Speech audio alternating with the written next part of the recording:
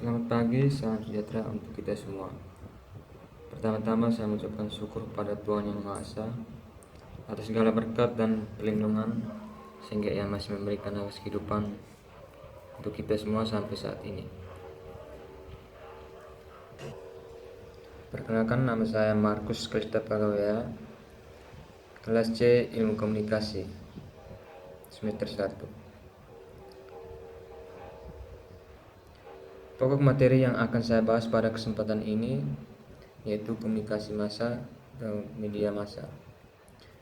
Media massa yang saya ambil yaitu majalah.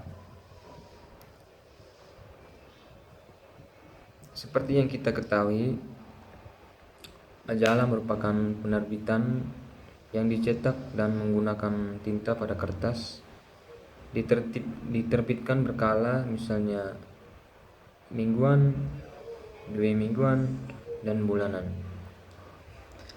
Majalah berisi macam-macam artikel dalam subjek yang bervariasi, yang ditunjukkan kepada masyarakat umum dan ditulis dengan gaya bahasa yang mudah dan dimengerti oleh banyak orang.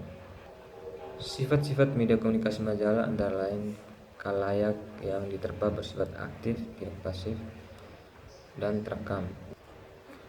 Fungsi majalah yakni fungsi menyiarkan, mendidik, menghibur, dan mempengaruhi. Peranan majalah yaitu dapat membantu perkembangan perubahan sosial dan politik, menafsirkan persoalan-persoalan dari kejadian-kejadian yang menjadikannya pandangan nasional, memberikan hiburan murah pada jutaan orang, dan dapat menjadi penyuluh dalam kehidupan masyarakat sehari-hari. Macam-macam jenis majalah. Jenis majalah secara universal antara lain mass magazine, class magazine, dan specialized magazine.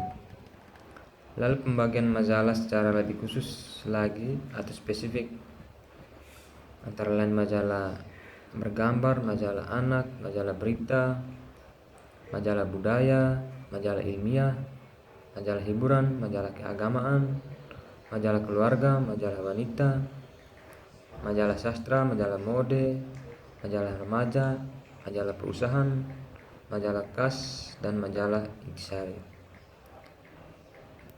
Ada 5 buah pertimbangan dan dalam menyajikan tata letak di teknik penyajian majalah, yakni keseimbangan atau balance, lawanan atau kontraks, perbandingan atau proportion, alunan Peirce atau Gauge motion, kesatuan atau unity. Contoh berita majalah yang saya angkat yaitu Sri Mulyani raih penghargaan Menkeu terbaik Asia Timur dan Pasifik 2020. Menurut saya, unsur yang paling berpengaruh dalam berita yang saya angkat di atas berdasarkan teori hierarchy of influence, yaitu rutinitas media. Karena tingkatan ini sangat berpengaruh terhadap sebar luasnya dan menjamin tingkat kebenaran yang faktual terhadap berita tersebut. Aktivitas yang dilakukan media secara terus-menerus tiap saat membuat berita yang sudah dipublikasikan ke masyarakat luas dapat